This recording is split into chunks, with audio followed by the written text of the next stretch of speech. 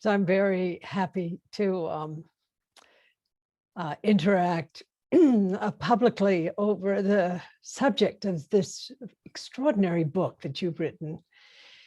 And I think it was a year or so ago, you asked me to meet you via Zoom.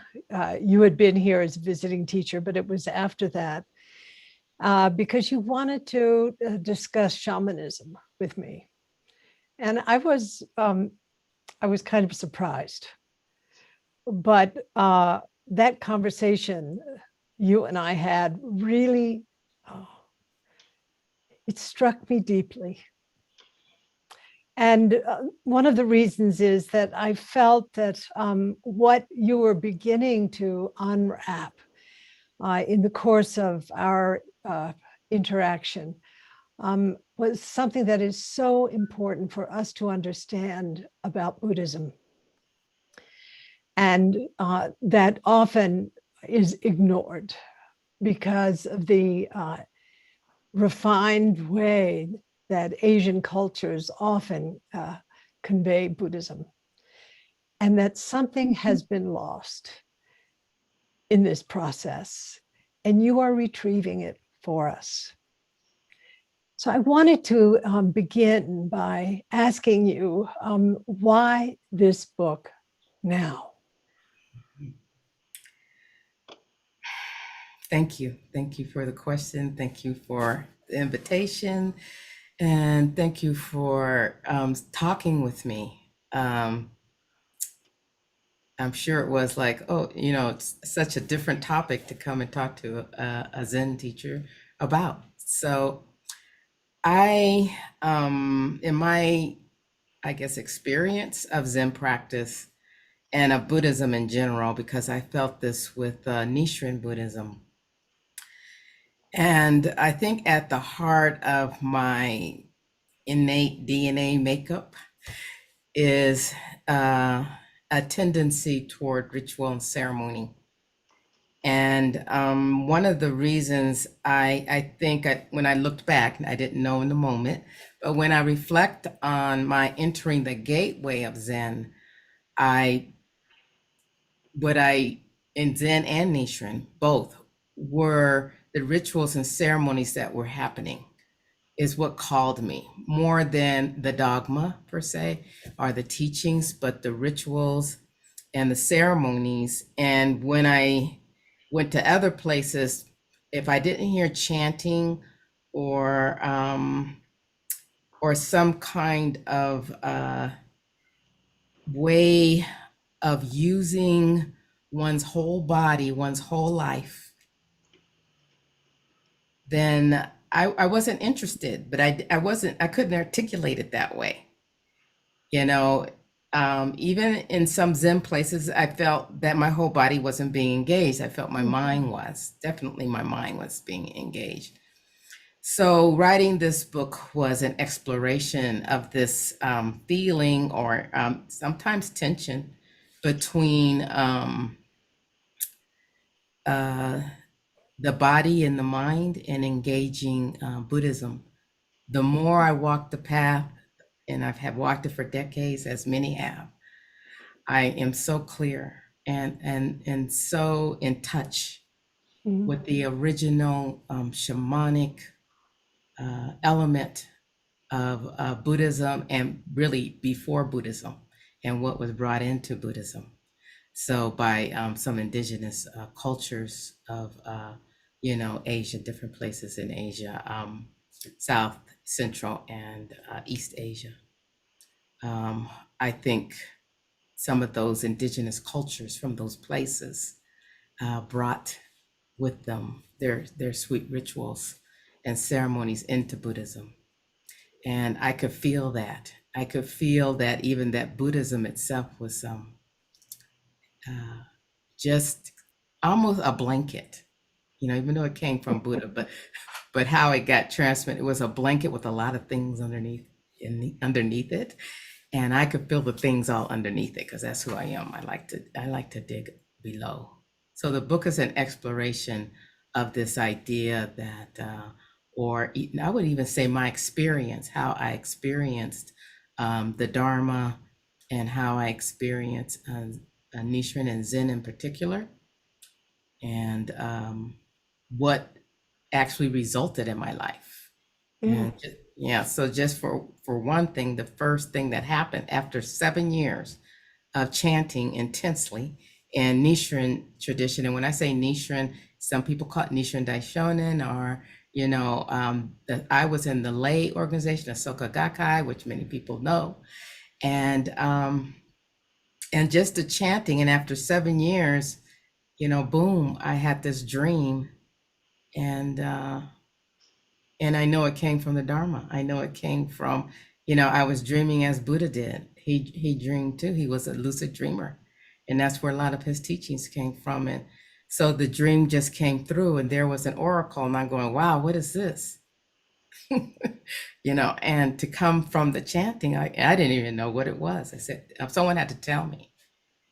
So I think from that point on, I knew that to really walk and look at this path as an earth-based practice, totally Yeah. earth-based, even though we do it inside some gorgeous places, but it's totally earth-based. And I immediately started walking in that way, and realize that even too, that maybe some of what we're doing is only like a tip. I think it's a fingernail tip of the practice, that it's so large and so expansive and so beyond our culture. Like, even, can we even take that in? Can we pretend we got it all? We got Buddhism, we're going, but what are we doing? That was my question. And I asked myself, what am I doing? Mm. In the latter part of the book, you speak of Zazen in ritual terms. Mhm. And I just want to say parenthetically, because I'd like you to go into that geography, because it's so liberating.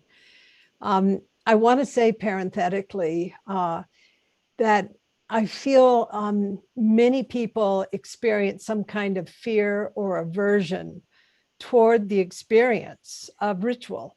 Mhm. And so one of the questions that came up for me, even, like in the Zendo, we walk in, we bow to our cushion, which is the earth. I Mhm. actually look at my Zafu as a mountain, a holy mountain that I'm sitting on. Mhm. And then we turn and we bow to the whole community. And then we place ourselves upon the earth. We find our seat on the earth. And then throughout the experience, in the temenos of the Zendo, the sacred space of the Zendo, there are so many ways that we embody in a formal manner the deeper truths that the Buddha taught, but also that are intrinsic to the world of indigenous peoples. And I'd love for you to just first take a little bit of time to address the experience of Zen practice, of meditation practice Mhm. as a ritual. Okay. So there is a large section, very large section in the book, Zazen as Ritual. And let me just make a point about the aversion, to ritual, even the word. To some people, they get nervous, like, uh-oh. And, that's probably from watching a bit too much TV, too many movies, and not actually having any experience in ritual and ceremony. And a lot of people think they've had it, but a lot of people don't. So, yeah, so it's coming from some kind of projection, mind projection about ritual. But it's also coming from, I speak about it in the book, this and there is an anti-ritual voice in Zen, and I speak about that being in probing, in my exploration, it being connected to some kind of colonialism, could be European, could be American, that we marginalize if not erase, shamanic elements of practices we take on, in our culture because it doesn't fit, it doesn't make sense, or, we don't want to do it. We're going to do this instead of doing that. And sometimes you do have to change things to fit the culture. But I do feel that in Zen, the ritual was so simple, so quiet, so still that you could miss it altogether. Mm. You could miss the entire, um, I guess, effect of the ceremony. And so I do go into the into zazen and the movement and using the body to, as you said, to like you said, looking at your seat as the mountain, which is the mountain and nature is very much a part of the practice of Zen practice. And um, so when we hear or, listen to or read poetry, Zen poetry or the Zen masters, the haikus and the renges and all the things they wrote were from that place of shamanism, from that place of sitting. So when we're in Zazen, we're not, necessarily calming the mind, trying to be still, trying to whatever change something about ourselves. We're not even having contemplation, or having a reflection. We're not even having that. And so sometimes, and we don't have visualization. So sometimes the people, it's like, oh my God, their minds are running wild in there. And maybe so, maybe, maybe some people's minds are running wild, but the process, hopefully over time, that one develops a zazen mind and rises and it becomes part of their body and their life. So I was just explaining to some students about zazen being an elixir. So it's like you take the elixir and you wait to feel how it's going to impact you and how you feel about it. But you move with that elixir in your body, and that's the beauty. That's how I experience zazen. Mm. It's sort of like I feel like I am like, lifting up off the floor sometimes, or in my chair, I sit in a chair, but just kind of lifting and I'm going like, well, where am I? Sometimes I try to find myself, but there is this place in which, and I think many people experience it, but we don't talk about it because again, uh, the shamanic experience is marginalized because it's too close to some of the things they weeded out in making Buddhism something more sane and I guess doable. I don't know. But I did, Zazen is that elixir that you take to walk with.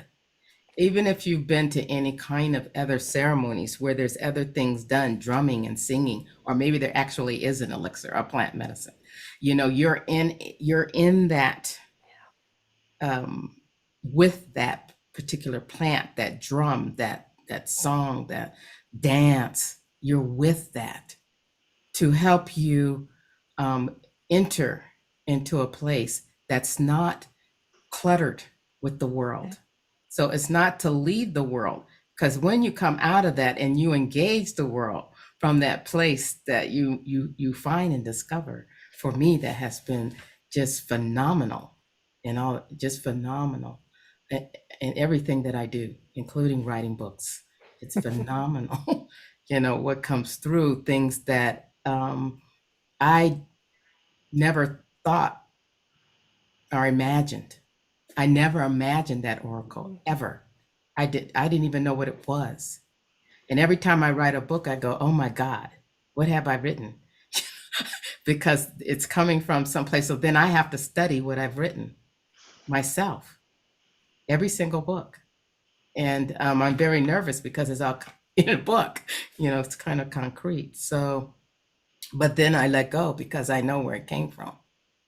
It came from chanting and sitting and bowing and Sundance and all these places I've been where the world is opened up and where I have wept in every place.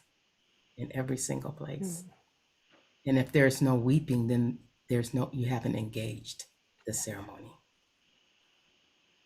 Oh, thank you so much. I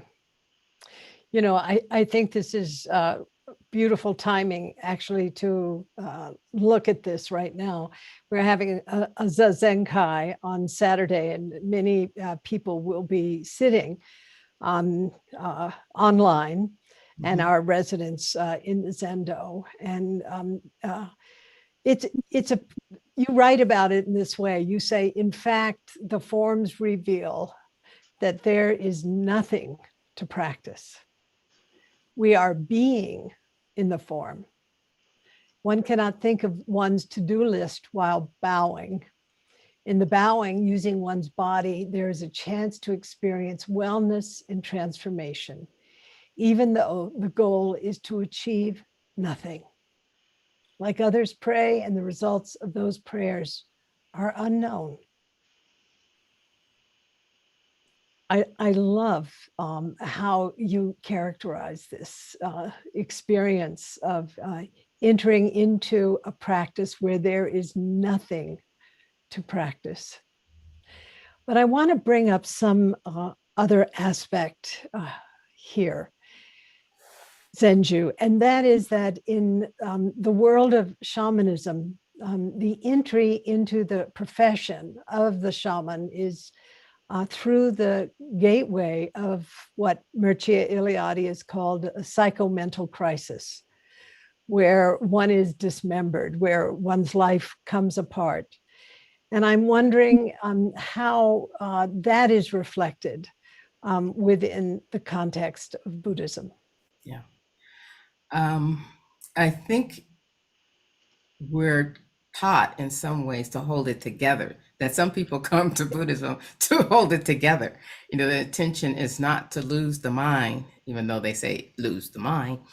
The intention, we're trying very hard to hold our lives together, to compose ourselves. And what can happen in that is when there's real disruption in your life, you avoid it, or you try to hold up in it. When George Floyd was killed, they asked me to write about it. And I said, fall off your cushions. Get off of those cushions and fall down on the ground and come down and weep and not be composed and not be on some kind of, let me do a practice, but to be in ceremony with the death of not only one person but many, and different kinds of deaths all over the world happening. And so I think that this way of going around disruption rather than embracing it in some way, so that in the best way you can, so that the disruption itself, and often called by many people initiation, disruption itself can be a gateway. That's why they call it initiation. So something's always going to happen to us, always, as a collective, as individuals. As long as there's life, when we're here, something's going to be happening, and when we're gone, something's going to be happening, and a lot of it's going to be horrendous, as unbearable. And that's when a practice like Zazen comes through for me. Yeah. That's when the ritual itself. I mean, I talk to people sometimes about, there's so many times when I shed tears about all the wounds I have suffered, as a person, as this person, and to be able to bow and offer incense in the midst of one's pain and wounded and suffering is profound to me. It's just a profound moment. It says something, but you have to trust in that. And that doesn't mean giving meaning to the incense, necessarily, or flowers, whatever you offer. And, I think it's just a way of using one's body, one's spirit, to bring up the divinity. There is divinity in Zen. Doesn't have to have a god or goddesses, but there is divinity. There are some deities in Buddhism, so we're not going in There there, are. in that door, but I mean, that door is important too at the same time. I believe that there's so much of the rituals and ceremonies and indigenous medicine that was brought into Buddhism by some of those whose practices were dominated by Buddhism because of colonialism, or, the emperor deciding Buddhism is it, governed, a governed practice. Buddhism was a governed practice in many places. But luckily, unfortunately, some of this medicine is left. And I can feel that in Zen, that some of that is very little, like I said, a little fingertip is left in Zen, and I drink it up like maybe that's all I need, but I drink it in. And this is what allows me to be in the disruption as initiation Mhm. rather than as suffering. So I'm not suffering the suffering. I understand the initiation. I understand the walk. And the initiation can be everything. I think a lot of people are looking at the initiation of oppression within spiritual communities. Mhm. To feel that at its height in intensity is a transformation. It's an initiation. Yes, it's political, yes, but it is in this world, in the spirit world, in the divine world, it's the initiation we're going through. And if we can understand that and continue to do the rituals and ceremonies that we do and trust them, it's hard to do when you're an activist, as I am an activist, and sometimes it's hard to trust that anything's going to happen. But that's not our job, is to make it happen, but to be in it. So when it happens, we're there, to be there, to be there. And Zazen helps you be there. Now, that's the only meditation I know about is Zazen. Okay, so I'm not trying to sell it. I'm just trying to talk from my experience of it. Yeah. Well, one of the things that I think is very true about the structure, about the forms, is that they provide a context in which to lose your mind. That's right. And it's been, my experience, particularly in the Rohatsu Sesshin, which I've done for many decades, and it's a time where the sort of pressure of the community. All of us are together in this, and all of us are very interconnected in the body of silence. But what's going on in our own experience, internally, is a kind of dismemberment of the ego, the taking apart of the sense of a small I. And it's very, for me, an extremely intense experience, more intense than, the mountains I've climbed or the drugs I've consumed, to sit still in the midst of this experience of having the ego, the small self, deconstructed, and to stay the course, which I think is one of the really powerful things about the actual context of experience. That, and I often say this at the beginning of Rohatsu, at a certain point, the ego is just going to say, get me out of here. What am I doing? And it's exactly at that point where awakening happens, as you sit through that resistance and you meet who you really are. Mm-hmm. You wrote, and by the way, I really look at Zazen as a shamanic experience. And you wrote, does not a shaman deal with birth, illness, old age, and death? I mean, these powerful existential questions. is not a shaman, a bodhisattva, a spiritual warrior, you write, who offers their life to help the sufferer. And the sufferer commits to walking alongside the shaman for well-being. And these are such powerful words that you've offered here. I want to ask you, what would happen if we were to treat Buddhism as the shamanic practice that it is? I think there would be a greater understanding, of what is being done. It's being sold and packaged in so many ways, Buddhism and meditation these days, that when you get there, you're looking for, you want a result from what what was packaged, for you. And I think that we would let go of result and achievement and accomplishment, and we would let go of seeing ourselves being improved as well, in some way. I always guard against with students, especially when I'm teaching maybe in a monastery, are sharing as to what are you think you're doing when you're trying to behave as a Buddhist.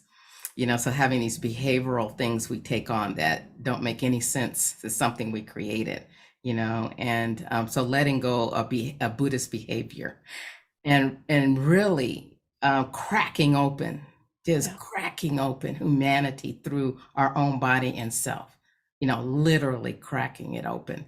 And I think people will, if they understand the shamanism and within the Buddha, where it came from, and all the indigenous cultures that helped what we're I won't say help, contributed, if not created, some of what we're practicing, would be an honoring of those indigenous people, but at the same time, it will be it will bring it into the context of the earth and in the base of the earth, and like all other practices we like to do, in the earth, and then trusting that what being on the earth is exactly that way of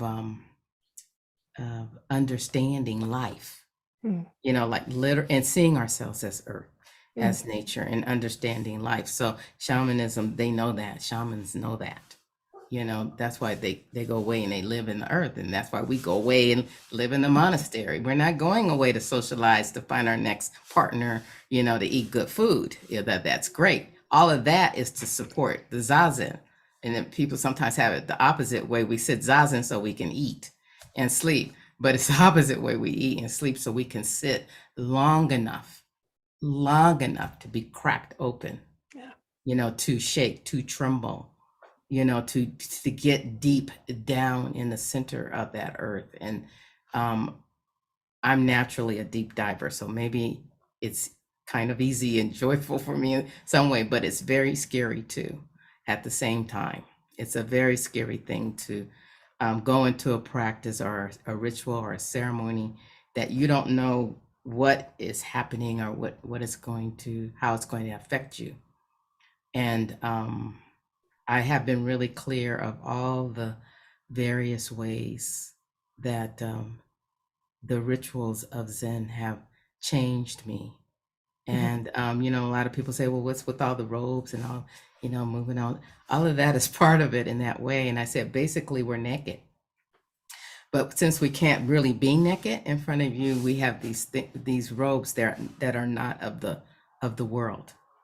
It's a way of taking off all of that and putting it in a closet or wherever. Some people never give them away. We don't walk around in our robes as Zen priests, so we have to keep some of our clothes in the closet, our worldly clothes. But I've taken off my worldly clothes, and I love taking it off and feeling like I'm in my bathrobe or something, and I want my robes to feel like that, like I'm not carrying, all that I'm carrying in the way that I might dress. I'm naked, I'm literally naked, but you can't tell maybe, but even so, then we come and do a talk like you and I sit and have a conversation without our worldly clothes. So then people see, oh, those are Zen clothes. And then, so what does Zen clothes? Why would you have Zen clothes? Because you have ceremonial clothes. That's what they are. They're for the ceremony, and they're designed for the ceremony. When I go to Sundance, they're clothes. I have ceremony clothes for Sundance that I don't wear nowhere else, only in ceremony. Nowhere else will I wear those clothes. And people say, why don't you dress like that all the time? So these are my ceremony. These are for the ancestors. This is so I present myself to the ancestors. And we are presenting ourselves to the ancestors. And I talk about ancestors and what that is, making offerings and what that is, having gratitude in the end. I think we would have more gratitude for the practice if it were talked about and walked in this way that it was. And that's how I've done it for 30 years, Otherwise, I think I would have done something else, which I did a few other things, but Zen was every day. Sundance is not every day. And my African traditions were not every day. This was the only everyday community, a whole community doing ritual and ceremony every day. I don't know where else to get that. One of the things that you mention in the book that I think is really important has to do with patience. Patience, as you say, with the slow and invisible effects of these activities on one's life. I think that often we want something that's quick, a kind of easy fix. Yeah. But there's something that is so inexorable, so powerful under the kind of skin of the practice that really arises only through the experience of time. And I'd love for you to reflect on this kind of longer path, not the sort of the drop 600 mics of acid or, eat your mushrooms, have your big blowout.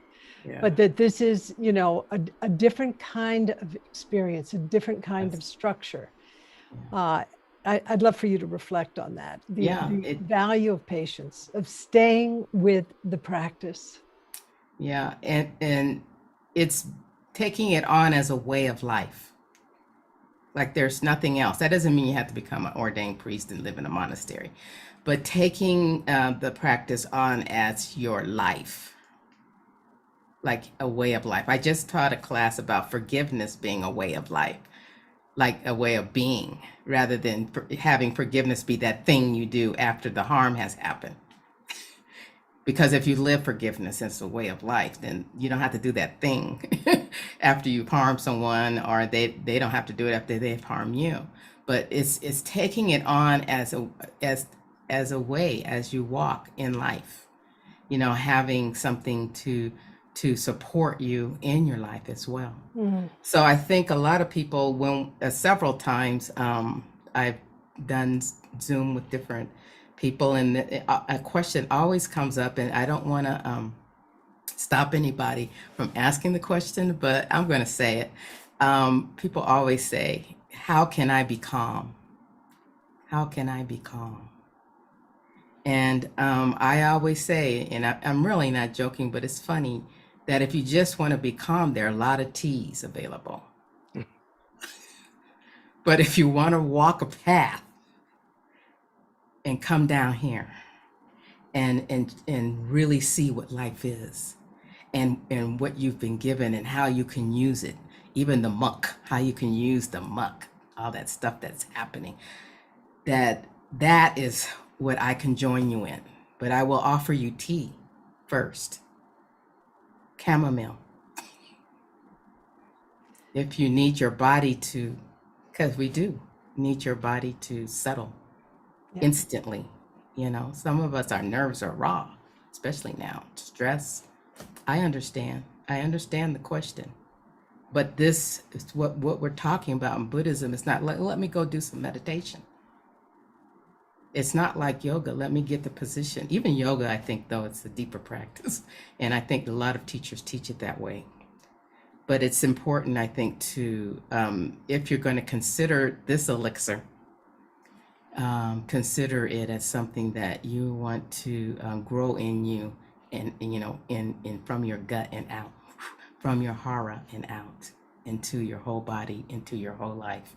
It'll grow and flow into other people. You don't have to make up what compassion is. It'll happen. You don't have to make up of loving kindness. Hopefully those things will come. Peace, harmony, all those things you can achieve, all those things we try to define and manufacture, that's just in our minds. But you don't really, I always ask people, what is your experience of compassion? What is it? And the things they say is something they decided this is compassion. It has a standard. It has something, a feel, a look, a texture.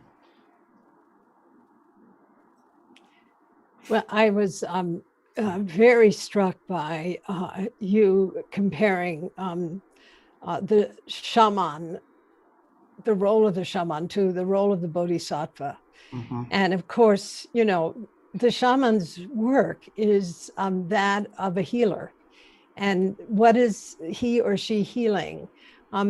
Sometimes it's physical illness, sometimes it's mental or spiritual illness, but inevitably it has to do with coming alongside and then and not separating from the truth of suffering. And boy, Buddhism lays that out. But this is the work of the shaman, to really hold up the mirror so that one can see one's suffering, and then to begin to unify, to create what Bernie Roshi emphasized again and again in the practice that we explored together, this experience of one body. That is, our physical body is not separate from the very earth or the atmosphere that we're breathing. Not separate from each other, not separate from our ancestors, and so forth. Yeah. But I wanted to ask you about altered states, because, you know, this is something that is pretty consistent across many cultures, that where the initiatic process through which the shaman passes involves moving into, you know, a deeply transformed state of consciousness. And then those states are evoked in, you know, say the village through the medium of ceremony.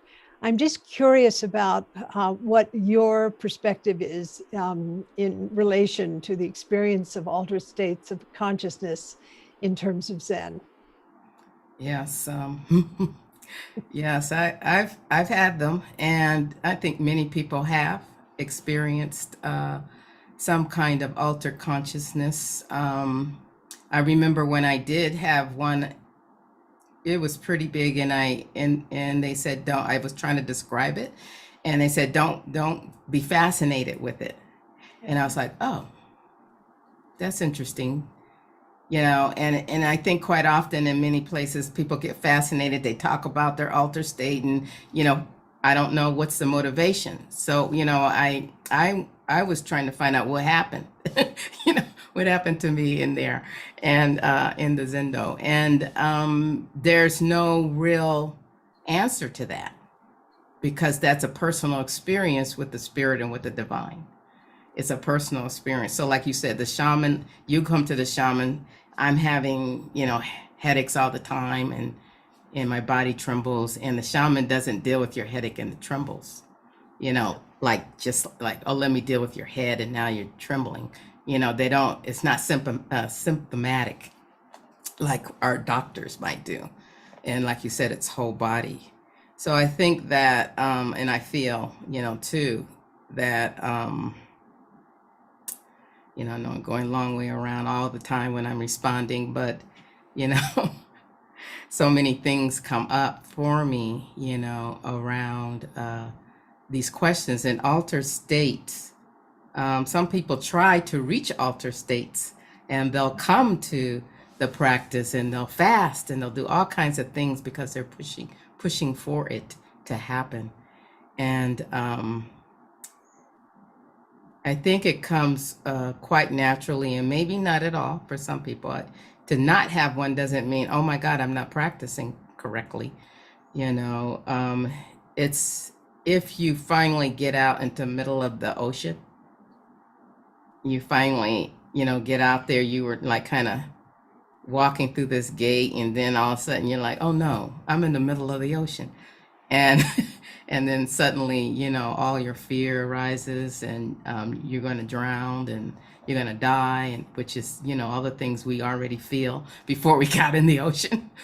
And so I think that that's when the zazen, the elixir, kicks in to help you just be in the middle of the ocean. And even if you're afraid, you'll stay in that ocean. Like, that's how I experienced. I stayed in the middle of the ocean, even though I was frightened that I was going to drown, and I'm a person who can't swim very well, hardly at all. So to be in the middle of the ocean like that every time I went in to do this practice with others, it's a community action, and it is taking action in the midst of our human condition. So it is a social action, a different kind of social action. But I think altered states, I think I don't get fascinated with it as much. I already had the oracle, Big Bang, before I came to Zen. And so it was clear that if you're open enough and still enough, sometimes the Africans talk about, in some traditions, putting the medicine in your head, putting the teachings in your head, because they, finally are open enough to put it in there, So that's what the altered state is. You're finally receiving, what sages and prophets have taught for centuries and centuries. Everything we're learning and being told and being taught is as old as humanity. So it's the altered state. I had it in the middle of Dharma transmission, and it was like I was by myself in the middle in my living room, and it was a little bit frightening for a moment. I had, you have to bow like 100,000 times. And I have been doing that bowing. And I did mine a little bit different. I invited my students into the bowing in the first 2 weeks. And the next weeks I did it at the center, at the temple. But I remember bowing and then getting up, and I looked out at the tree, this big, huge oak tree that was at my house. I had these big windows where all the sun came in. And I realized that the earth only existed because my eyes were open. Mm. Well, Zenju, our time is up for this portion. Yes. I have so many more questions, I wanted to ask you this evening, but I just want to say to all of us who are gathered here, this book that Zenju has written is really fascinating. As familiar as I am with the world of shamanism, and I've been in the Buddhist world since 1965, practicing with the Four Noble Truths, if you will, sitting on the holy mountain of my Zafu and failing continuously. I learned more from your book about the value of ceremony, which, by the way, shares the same root as the word cure. That the ceremony that we engage in as we step into the temple, step over the threshold, allows us to actually meet life in a sacred way, our ordinary, our everyday life, without pretension. So I thank you for writing this book, and we will chant the 4 vows And then our dear friends on YouTube, thank you so much.